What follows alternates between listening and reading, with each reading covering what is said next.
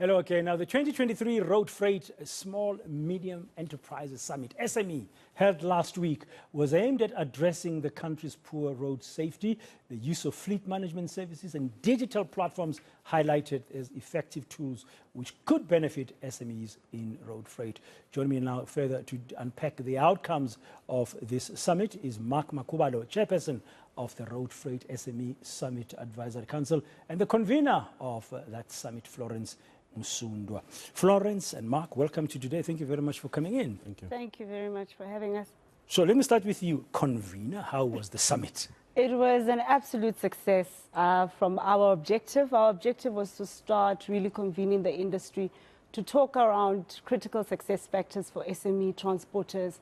And we managed to do that with the support of industry associations, a couple of sponsors that are critical. And we convened close to 200 operators or truck owners? Truck owners, including the ecosystem. So there were around about 200 people within the room. And we had very in-depth conversations around what needs to happen, what hasn't happened, and how the platform could become a place where we could put some agenda setting and make sure that things happen for SMEs. Okay, so this was the inaugural one. There will be a 2024, 25, 26 edition. We're here for the next 10 years and plus. Okay, great. Mark, you're an operator, you're a truck owner. How did you find the summit? Oh, I loved it. Very informative. We had compliance guys there who looked at the regulations. We had government there, Department of Trade and Industry was there. And it was important for us. Real life scenarios were really displayed. And I think for us, that was the most important thing as a transporter. Yeah. Why the summit, Florence? Why the need for such a summit? Because my friends who are truck owners kept on saying to me, Florence, you're so great in putting together industry. We need one for us to talk about the legitimizing this particular. So there was a need that was identified by the SME sector. Yes, yes. And personally, I've done some work in road freight. So part of it having been mentoring women entrepreneurs that are transporters.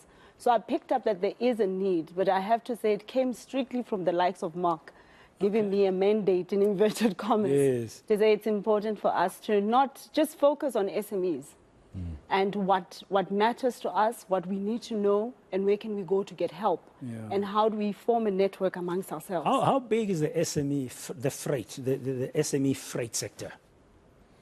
Very big. It's, I mean, if you look at the summit itself, about 90%, say 80 to 90% of the people that were there were SMEs. But when you look at it from a category point of view, you've got probably over 100,000, registrations per year, and that's CIPC, of people who are registering to be transporters. And they would own anything from one truck to... they own, 100%. So they own between, say, one truck to, say, 5, that's your micro. Then you've got between, say, call it 5 to about 100, or maybe 20 to 100 we would call SME. Space. So where's the cutoff for an SME freight? Is it 1,000 trucks? No, I think above 250, you're now very big. When you go beyond 250, you're coming very large. Okay, Mark, what are the biggest challenges you guys are facing in the SME sector? I'm asking this because when we interview other small enterprises, entrepreneurs, besides complaining about access to capital, lack of favorable terms in terms of loans or grants, and also government support is lacking, government paying lip service to the importance of small, medium enterprises. But when it comes to paying small business, they take a long time to the point where some businesses have to close shop. So what are your biggest challenges as a freight SME sector? I think the big one for us is really the idea of the legitimizing or legitimacy around the industry. So you for example, do cross-border. So for you to go from one place to another, you've got certain requirements here that are different in South Africa compared to Mozambique. Different from here compared to Angola. And that on its own causes so much of a challenge for us. Then you also have fuel costs. I mean, the biggest driver, about 40 to 45% of our, call it revenue, biggest cost factor there to our revenue is fuel.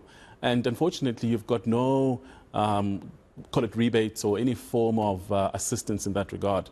And if you've got a truck and you don't have fuel, you're not going anywhere. And if you're a small operator and you have to spend several days at the border post, either in Libombo into Mozambique, from Komati Port to Mozambique, or Bike Bridge, it's a loss for you. Absolutely. Absolutely. Yeah. So would you welcome a regional integrated way of handling SME? You said you want to legitimize yourselves as a sector, therefore you could then lobby or make sure that governments of the region look at you differently. Yes.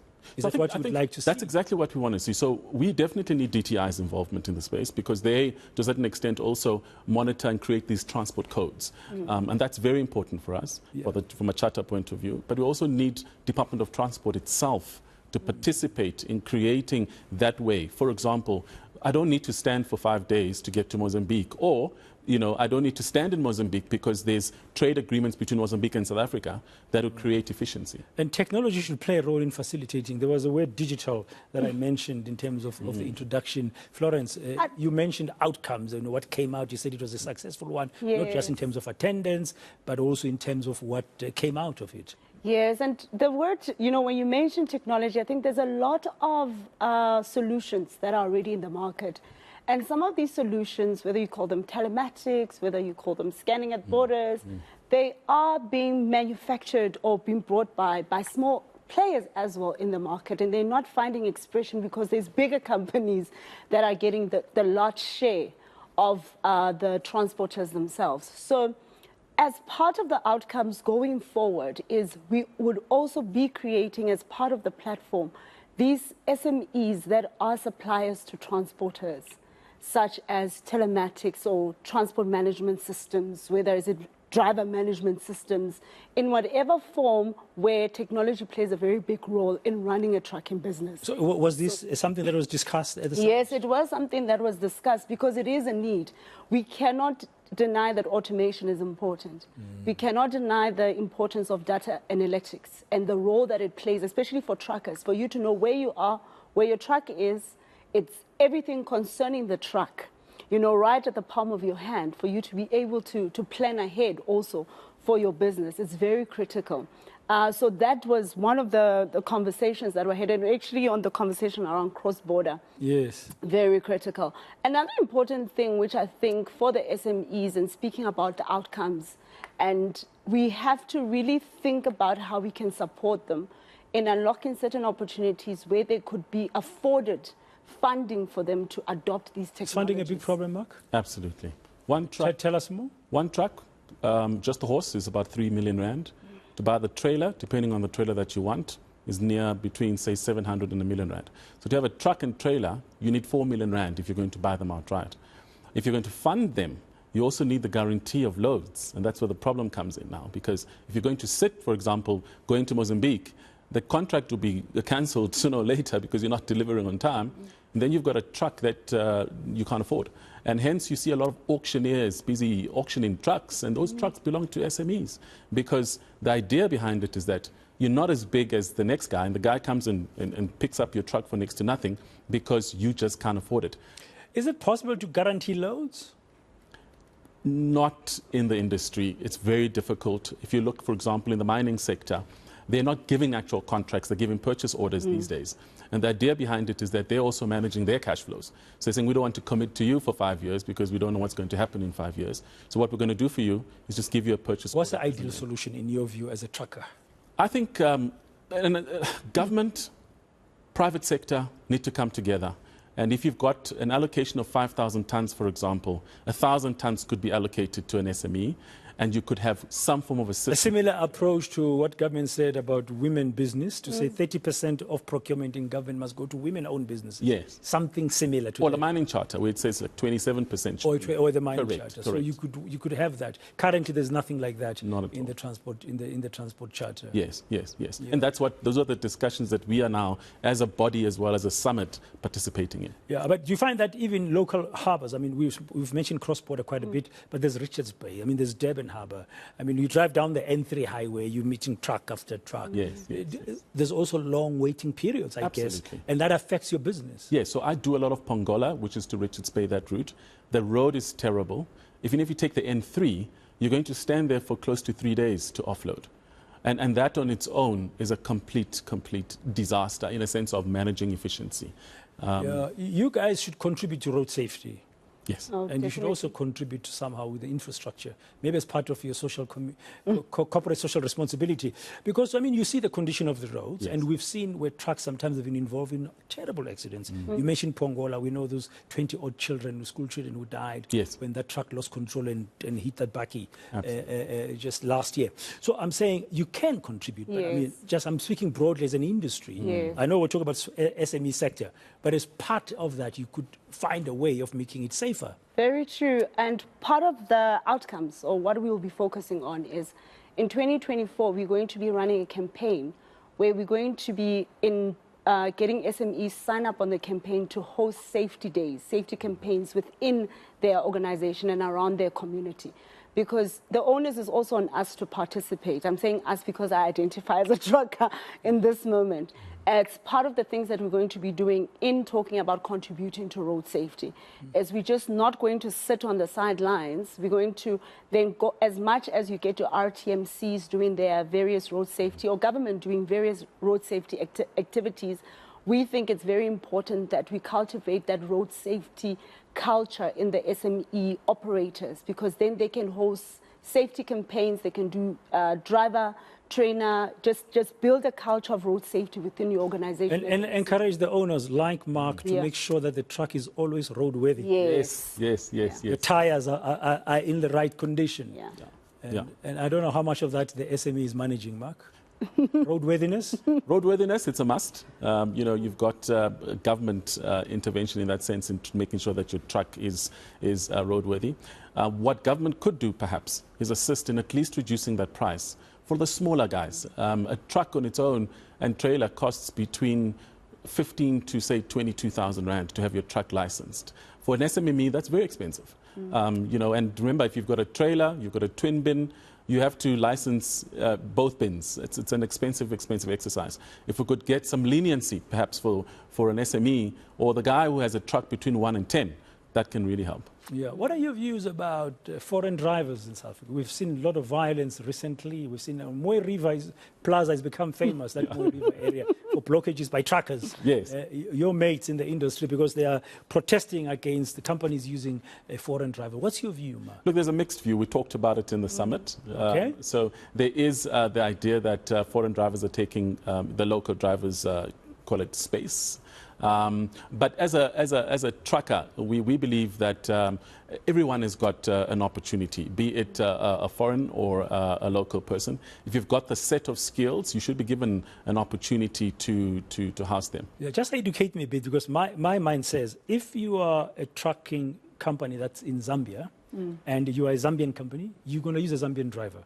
To drive all the way if you're going to come in and pick up your goods for your client, for whoever, from Durban or Richards Bay. That just goes without saying. Yeah. But I think where the problem lies is if you are a Zambian driver and you come into South Africa and you work for a South African company, that's where the tensions have been. Am I correct? Absolutely. So remember, by law, what's supposed to happen is you're supposed to drive to South Africa as a Zambian. You get to South Africa, you offload, you actually go back then to Zambia as a foreign driver. So that's ideally what's supposed to happen. Okay. But what happens is you've got Zambian drivers who are now stationed in South Africa. Now, because of the fact that, there's a lot of intervention there, government and that, the guy still has a set of skills to drive. He has a family here and he's supposed to work. And those guys come and work. And unfortunately... Did the summit come up with some possible solutions for this one? Not Go yet. Not yet, yeah? Yes, because it's so nuanced. Yeah. I mean, it's the inaugural. Yeah. And some of these things, some of the topics are hot. Yes. And you can't very run away nuanced. from the hot topics. But what I say we have achieved, or what we have achieved, is we are taking the conversations further now. Yeah. There's various associations and industry bodies that are already on top of these conversations.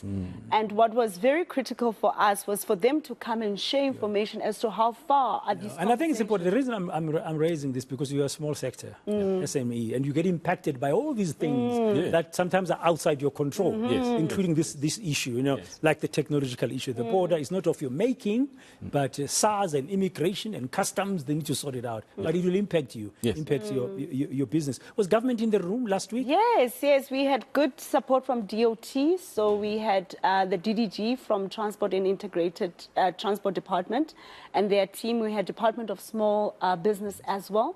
from the DG's office. So they participated, they did presentations, and they are also part of the people we're having conversations as to how does this voice of the SME become part of the policy formation? Yeah, the road freight SME sector is an important sector. I mean, if there's any sector of the economy that can help us a lot, we have no choice. But you guys don't like rail, Mark.